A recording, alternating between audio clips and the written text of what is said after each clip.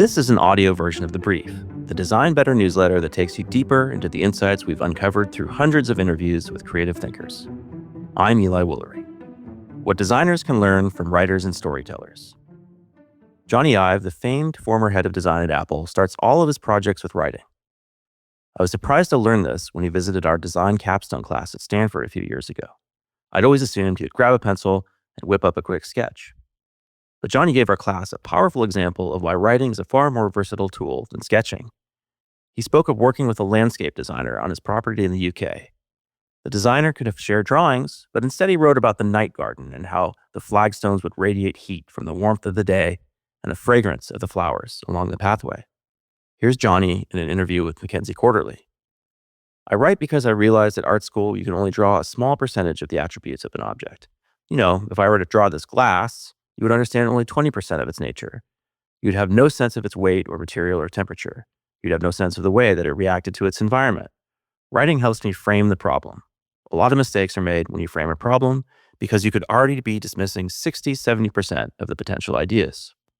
Free from the constraints that even the best draftsperson would face, Jony and his team can conceptualize not only the look of the products, but the touch, weight, and even emotions that they trigger. Perhaps it shouldn't surprise us that good design can start with writing. Good writers are adept at taking an iterative approach to creativity. They create memorable characters through empathy. Their characters evolve, and they often reimagine old stories with new, innovative approaches. Here's Madeline Miller, the author of Circe and Song of Achilles. The difference between writers and non-writers is that writers go back again and again. My old classics teacher used to say that the people who succeed in classics were the people with the highest tolerance for failure.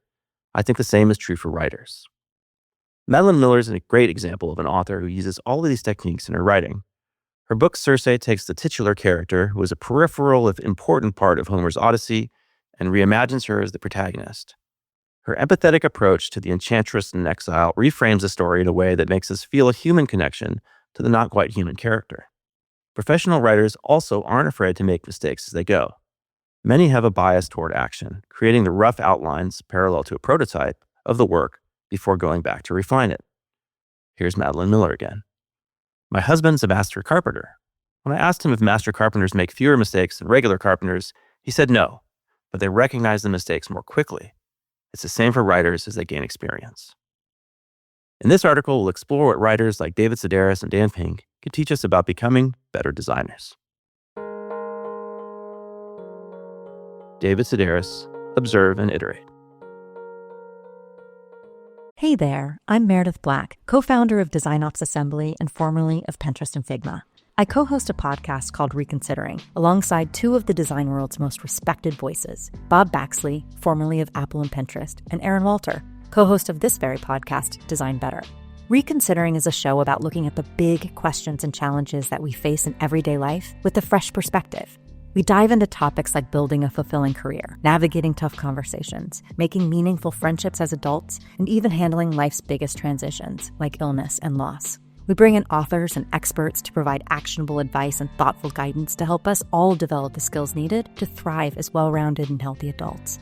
We spoke with New York Times bestselling author and TED speaker Dan Pink on the power of regret and how we can make smarter decisions to deepen our sense of meaning and purpose.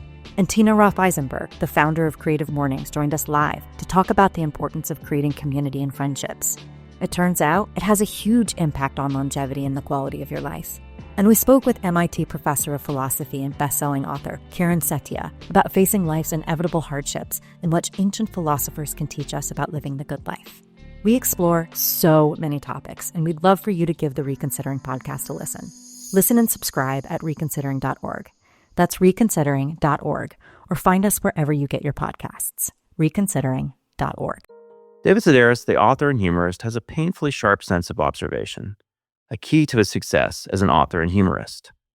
He told us a story about a mother and daughter he encountered who most definitely did not take his advice to us about putting down your phone to become a better observer.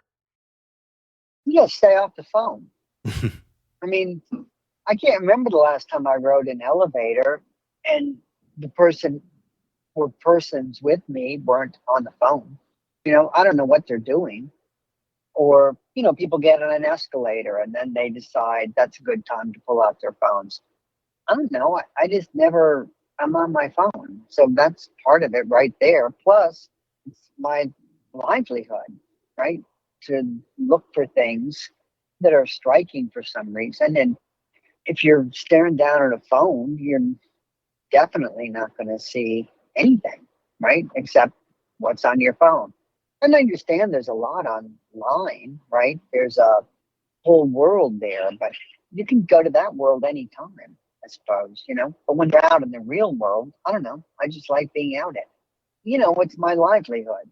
I'm trained at this point to always be searching, to always be aware of what bothers me, what I find irritating, or what pleases me. There was a woman and her daughter at breakfast this morning, and the daughter was like 30. I have never seen anybody take so many pictures in my life. They needed an intervention. And the waiter said, well, it's a special restaurant. I said, this is not a today thing. This has been going on for a long time. They couldn't even eat. The food came, and then they started photographing their food. And then they started photographing each other eating the food. They never, ever stopped photographing each other, this mother and daughter. And the restaurant was on the 60th floor. So, okay, views and all that stuff. But it was as if one of them was going to be executed at the end of the meal. And this was her last chance to remember the mother or the daughter, either one of them. I couldn't take my eyes off of them. David's creative process is rooted in observation and the habit of capturing life's unexpected headline moments. He carries a notebook everywhere, recording details that might otherwise slip by unnoticed.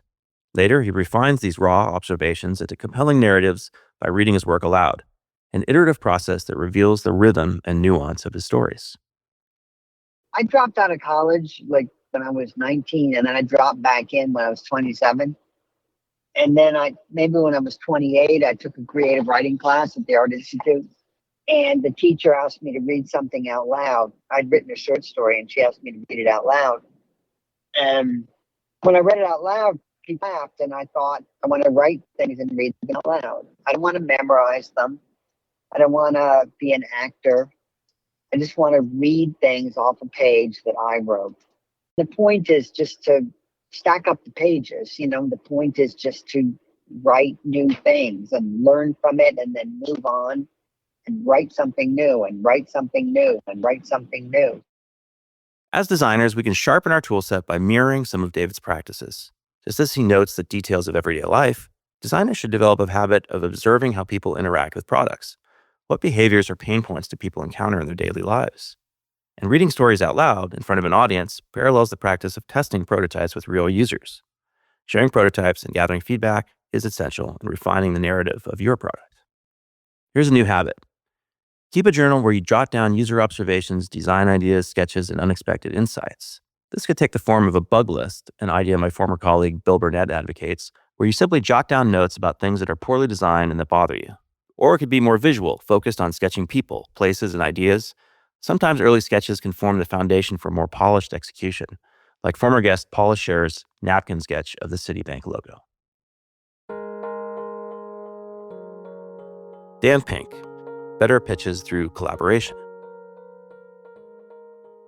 Unfortunately, it's not always the job of designers to be purely creative. Sometimes more of our time is spent selling, pitching ideas, convincing stakeholders to give us resources, or getting buy-in from our engineering counterparts. This is the foundation of author Dan Pink's book, To Sell is Human, where he reminds us that we're all in the business of selling ideas, whether it's a product, a design concept, or a feature update. If you're pitching a new idea to your team or your boss or other stakeholders, your impulse might be to give an Oscar-worthy performance and blow your audience away with your slide designs and your presentation skills. But Dan says this probably isn't the right way to approach it. This is some research done at UC Davis and Stanford, where they looked at Hollywood pitch meetings and found what were the successful pitches and what weren't. And it turned out the most important factor in pitches was that successful pitches invited the other side in as a collaborator. So the main thing is to think of pitching as a collaborative exercise. I've messed this up so many times until I realized this, because I always looked at a pitch as this almost like a performance where you do a little song and dance, and you do your tap dance and you take off your top hat and your cane. And that's not what the evidence says. The evidence says that people want to be participants. They want to be collaborators. And so the response you want in a pitch is certainly not, that's stupid, that'll never work. That's Usually not a good sign, amazingly enough. But what you also don't want is, oh my God, that's amazing. What you want is, that's really cool. That's really interesting. Have you thought about such and such? What if we did such and such? Then you're off to the races because you fostered that collaboration. And that, for me, truly has fundamentally changed the way that I pitch. It's like, I don't say like, what's the best, most captivating America's Got Talent performance I can deliver, but what's the best way to invite them in as collaborators?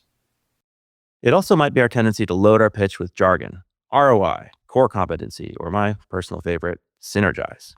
And while it's important to speak at least some of the language of our business and cross-functional partners, loading our pitch with jargon can be counterproductive. Another thing is to talk like a human being in all of your materials, whether it's in person or whether it's in your documents. Like, I see things like describe like what companies do or what their mission is or what their purpose is, and it's freaking gobbledygook. All right. They are not words that human beings use when they go out for a walk with their spouse. They're not words people use when they're sitting around the table with some friends having a pizza. So just talk like a human being, for God's sake. And I think people can see that. So just like be an authentic human being who talks like a real human being. Among the things that drive me nuts is it gives you an example of what companies would say and even what leaders would say, but human beings would never say. All right. So let's say that I have an internet provider here in Washington, D.C., okay? Because of their screw up, the internet connection to my house was disrupted for 6 hours, okay? What do they say in those circumstances? They say, and I'll give you the words, all right? We know these words. We can recite it like we're at church.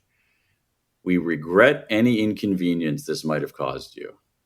Now, no one would say that to another human being in a real setting, right? You would say, oh my God, I'm so sorry. And so if you as a leader can just talk the way you talk to another person, I think that goes along, like instead of saying, wow, we really optimized our relationship with our stakeholders today. It's like, oh man, that customer is going to be psyched that they have our product. That client over there, we really solved their problem. They're going to be better off. And I'm proud of you guys for doing that. That's what you say. Here are a few ways you can improve your pitches using Dan's principles. Craft purposeful pitches. When pitching a design concept, articulate not just the what, but also the why. Is your design solving a significant problem, capital P purpose, or making a tangible contribution to users' daily lives, small p purpose? Invite collaboration. A good pitch invites questions and feedback. Instead of delivering a monologue, engage your audience by asking, how would you approach this problem? Or what are some of the things you've seen in this situation that worked? This creates a participatory environment that will encourage more alignment with your stakeholders. Here's a new habit. Run a pitch practice workshop with your team. Have designers prepare short, focused pitches for their concepts and invite colleagues to ask open-ended questions. Emphasize that the goal is not to impress, but to collaborate. Reflect on how authenticity and clear purpose enhance the pitch's impact. To read and share this episode with friends and colleagues, visit designbetterpodcast.com. And while you're there, you can become a premium subscriber, which will get you access to the Brief newsletter in your inbox every month, plus ad-free episodes, extra episodes every month, and so much more. Just visit designbetterpodcast.com.